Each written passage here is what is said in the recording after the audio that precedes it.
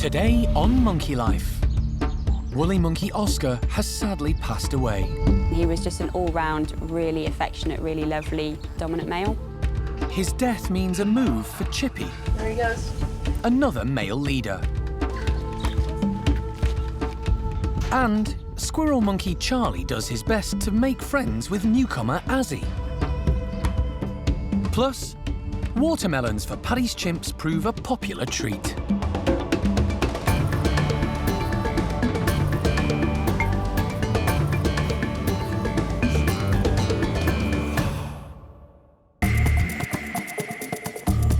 Monkey World in Dorset, buried deep in the English countryside, is the largest sanctuary of its kind on the planet. The team, led by Dr. Alison Cronin, rescue and rehabilitate abused and unwanted primates from all over the world.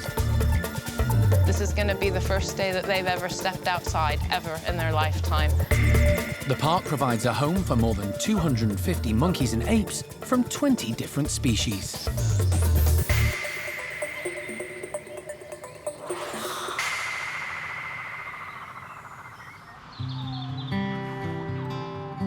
There's a sombre mood at one of the woolly monkey houses. A few days ago, staff made the difficult and sad decision to put elderly group leader Oscar to sleep.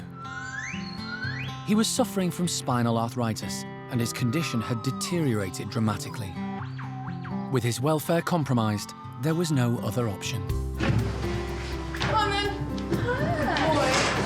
Oscar arrived at the park from Basel Zoo in Switzerland in 2010, along with a female called Quapper. He quickly established himself within the group, becoming a firm leader, popular with the other woolies and keepers alike. He was a huge character in the group. He was very affectionate to both the monkeys and the keepers. Really, really patient, really good with all the youngsters and the little ones, and the females all absolutely adored him. And he was just great fun. He would have his crazy days where he'd just be snuffling everybody and everything. And he was just an all-round, really affectionate, really lovely, dominant male. Without Oscar, the group are fragile and desperately need a new alpha male, particularly as Zingu has recently given birth to Oscar's daughter. His young son Zavy, now 2 years old, also needs a father figure to guide him. Without a dominant male in the group, sometimes they can start to fall apart. The females can be quite opinionated and quite feisty with each other. The dominant male is normally there to kind of just keep them all together, make sure that there's no real big disputes going on with each other. And they're there to protect the group as well, so from any threats or dangers, anything like that, they're basically the group's protector. There are 3 groups of woolly monkeys at the park, and after much consideration, the team have decided to move Chippy across to join Oscar's old group, which has no natural successor. He's currently the alpha male of another group and a proven leader. Chippy has shown himself to be excellent with new females and youngsters, and in his current group, he has a natural successor in young adult Paolo. Chippy's the obvious choice to replace Oscar, so today, he's on the move. Chippy came in the crate really, really well, just like your normal morning routine, which is all we could have hoped for. So yeah, all boxed up, ready for the move. It's always a worrying time moving primates, but even more so with woolly monkeys. They can suffer with chronic hypertension, so the team are anxious to get Chippy settled into his new home as quickly as they can. Before meeting any of his new family, it's important he gets used to his new surroundings.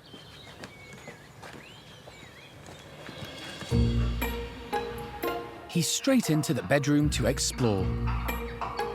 There are 6 members in the group for Chippy to get to know. Dominant female Paquita and her 2 children, adolescent female Isla and 1-year-old son Lucas. The other adult female is Zingu. She has her new 3-week-old daughter, yet to be named, and 2-year-old son, Zavy. So if you bring into the playroom Paquita, Yeah. and Lucas and Yes. Alison wants Chippy relaxed and calm before he meets Zingu's baby. So he's going to meet Paquita and her 2 children first.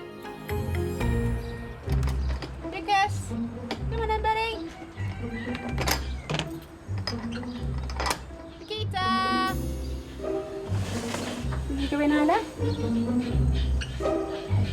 Isn't it? Good girl. Go see what's happening.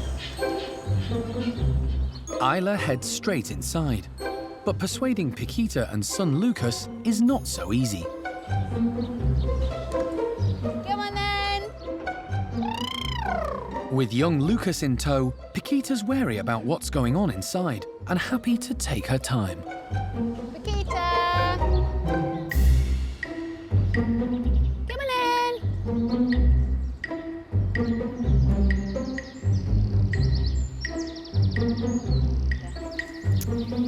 Well, it's not going to plan, is it? No. Paquita! Luckily, inside the house, things are going much more smoothly. Chippy is remarkably calm and busy investigating his new surroundings. And with Isla next door showing a keen interest in him, the team decide to let them meet face to face. Okay.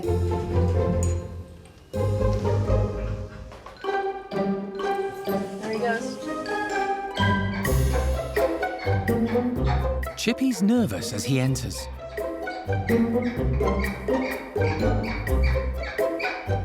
Isla's gone in with him, and so far together it's gone really, really well.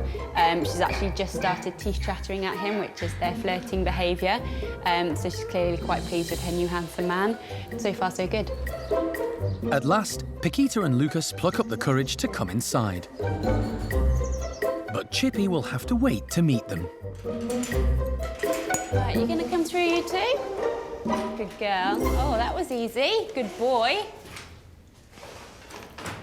We've decided that we'll separate Chippy and Isla together overnight. For the moment, they seem very happy together, so it is nice that Chippy can have company overnight. And then everybody else will be together, so Paquita, Lucas, Zingu and Azzy will spend the night together as well. Just gives the ladies a chance to kind of gather themselves again and not be too stressed out and worried about what Chippy's doing. And then hopefully we can kind of start again in the morning and hopefully do some more introductions.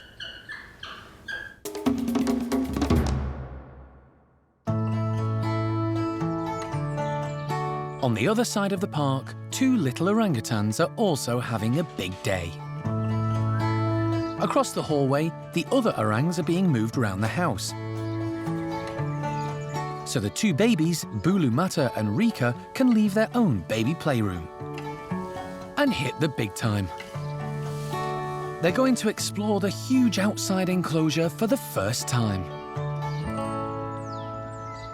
This is a very big deal for them and for us as well. This setup is very different to what they have inside. The height it's much more higher, and the housing is farther apart. If they're brave, they'll climb the hose ladder. If they're really brave, they might make it to this platform. There's no mesh, so they don't have the security of hanging into the mesh, so I'm just curious to see what they do. The babies have been exploring the tunnels for weeks, but as ever, with new things afoot, they're holding on tight to each other. They'll be glad to know Lewis and Jarno are putting out treats, but who will lead the climb? In new situation, Rika is always the one that introduces herself first to the other orangutans or tries to reach to farther when we put them in a new area. So I'm definitely expecting Rika to be the leader, and then Bulu's probably gonna follow closely. But orang babies are rarely predictable. Come on, Ricky. Boo-boo. Come on. It's Bulu who leads the march, right up the ladder, with Rika holding tight. But having got to Lewis, they both lose their nerve and head straight back down.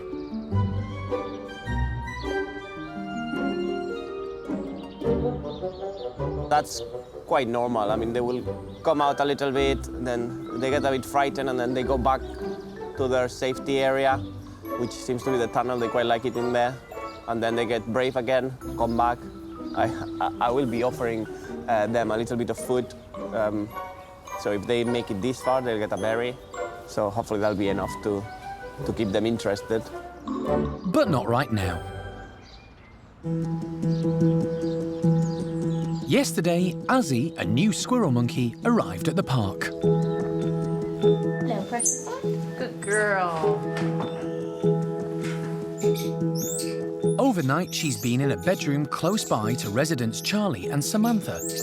But today, it's time to get face to face. She seems to have settled in really well, actually, and she was eating fairly quickly last night when she arrived. When we came in this morning, she was very lively, and she was actually looking around and paying a lot of attention to the guys near her, so I think she's keen to meet them now. Charlie, the park's only male squirrel monkey, will be the first to meet Azzy. Since Charlie arrived at the park, he's been living with 3 ageing but feisty females who have shown little interest in him. But Azzy is a slightly younger model, and Charlie appears very curious about the new arrival. They seem keen to actually meet each other. Charlie was showing off to her a little bit last night, so hopefully it will go really well. I think she knows what to do, so we should be good, behaviour-wise. The door from Azzy's bedroom into a small room between them is opened. Despite her earlier confidence, she's now hesitant to go straight in. Charlie, however, looks on in anticipation. And eventually, Azzy plucks up the courage to venture through. Here we go, good girl. And she starts to explore her new surroundings.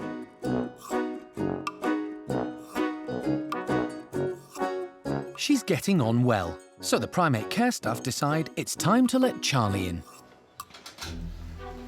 And from him, there's no hesitation. It doesn't take long for Azzy's self-confidence to return, and she pursues Charlie.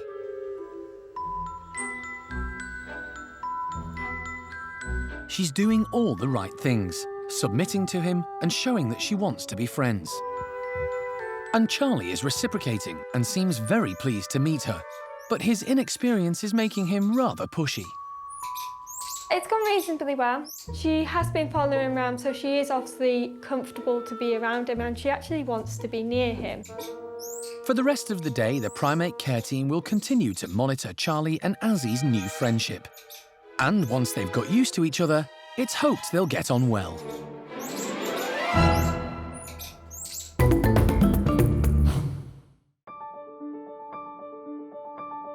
At Kim and Tien's enclosure, there's an exotic feel to the morning. Kat, a member of the care team, is about to deliver a special breakfast. It's a delicacy golden-cheeked gibbons enjoy in the wild in Southeast Asia. These are mangosteen, which are a fruit which is very native to where gibbons actually come from, so it's a real favourite treat of theirs. And we've also got some whole pomegranates as well. It's been a difficult time for Kim and her partner Tien. Kim's baby didn't survive after being delivered by emergency cesarean a few months ago. Immediately afterwards, the pair were a bit subdued and distant from each other. But Kim recovered fast and was soon back swinging in the trees despite her scarred, shaved stomach. And the devoted couple were soon back to normal, nestling in the trees and sitting shoulder to shoulder. Today they're in for a treetop treat as Kat hoists their breakfast skyward.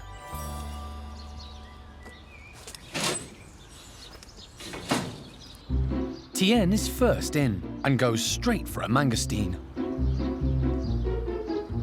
Males are submissive in the relationship, so we'll have to watch out for Kim with such delicacies on offer. Kim has a very different approach.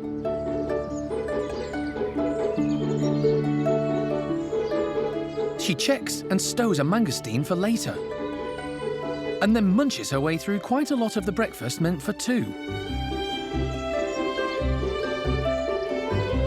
It's a classic female golden-cheeked gibbon approach. When she's had her fill, she heads off with the pomegranate. With the coast clear, Tien has time to select just the right fruit.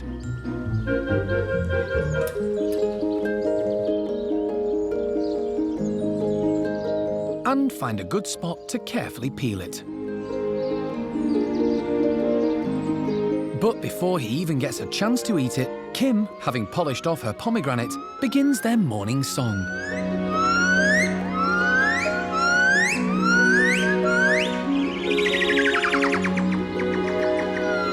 And Tien has to join in. It seems it's hard for the young male to get a moment to finish his meal, as next, Kim opts for a grooming session. But once she swings off into the trees, her partner heads off the other way to finish his meal in peace.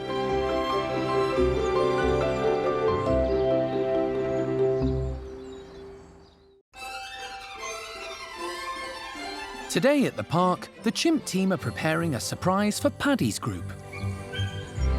They can sometimes be a bit laid back, so the staff want to encourage them to be active and give them something fun to do. We're just putting some whole watermelons out for Paddy's group. Whole nice fruit is good for them, it's good sort of enrichment, makes them work to get into it, and as they're a little bit of an older group, it gives them a bit of a challenge as well. With all the melons in place, it's time to let the chimps out. They've never had this many of the fruits at once before, and there are lots of excited food calls. Leader Paddy grabs a whole watermelon, whilst others go for the pre-sliced option. Paddy heads high to enjoy his fruit in peace, and is joined by dominant female Bixer. But carrying your melons up there can be tricky.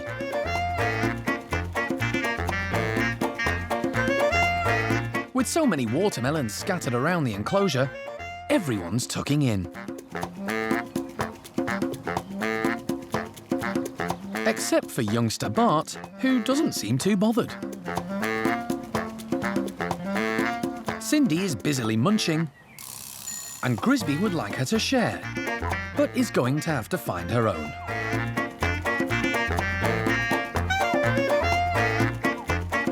Pepper picks her way in to scoop out the flesh and discard the skin, while Clin, the hoarder, decides it's best to save it until later. Following a cataract operation, Lola, with her new and improved eyesight, has a sharp focus on her food. Bart now seems to have decided he'd like some melon, and looks hopefully at Clin. But he'll have to try harder than that. With Bart out of the picture, temptation gets the better of Clin, and she can't resist a little nibble. Poor Bart is figuring out who to try and charm next. Some of the chimps particularly love their food, and Beth isn't fond of sharing. Zoe finds a watermelon in the pond, but wasn't anticipating added greens. Beth, out of character, gives some melon to old friend Buster, but leaves out Mickey. Next, Bart tries his luck with Lola, but she thinks he should just back off.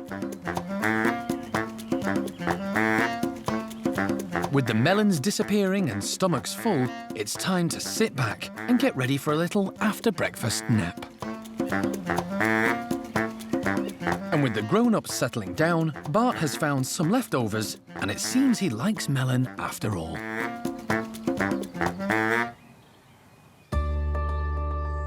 Back at the orang nursery enclosure, plucky baby orangutans Bulu Mata and Rika are attempting to tackle the big climb for the second time today.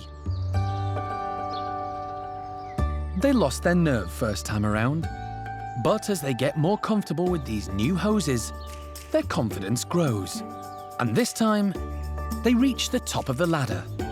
But Bulu isn't keen to go higher. Come on, big boy. And it's Rika who heads for the platform.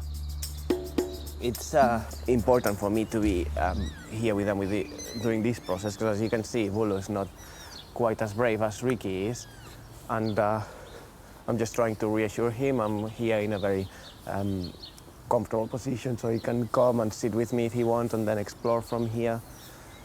But yeah, as you see, he would prefer to all of us to go back down. So he's trying to get Rika to go back down. Bulu, there you go. Bulu's obviously very persuasive, as Rika does go back, but not for long. She sets off on a solo mission, Hey, little lady. with Bulu squeaking anxiously behind her.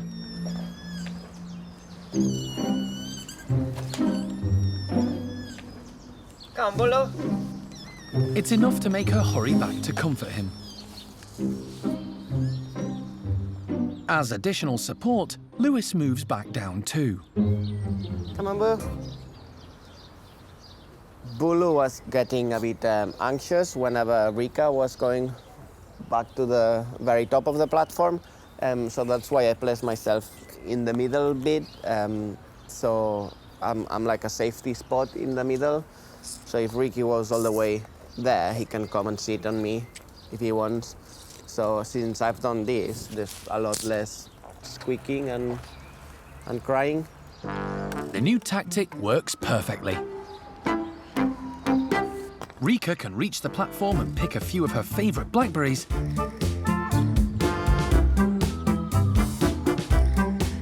Before returning to Bulu.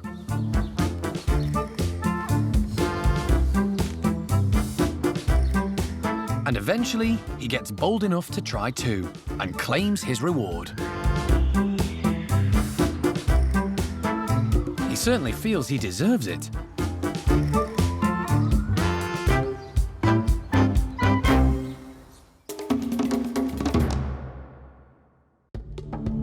Next time on Monkey Life. A new rescued capuchin arrives at the park, but can he make friends? We want to get to know his character a little bit better before we pick and choose which capuchins he's going to be introduced to. And woolly monkey male Chippy patrols his new home for the first time.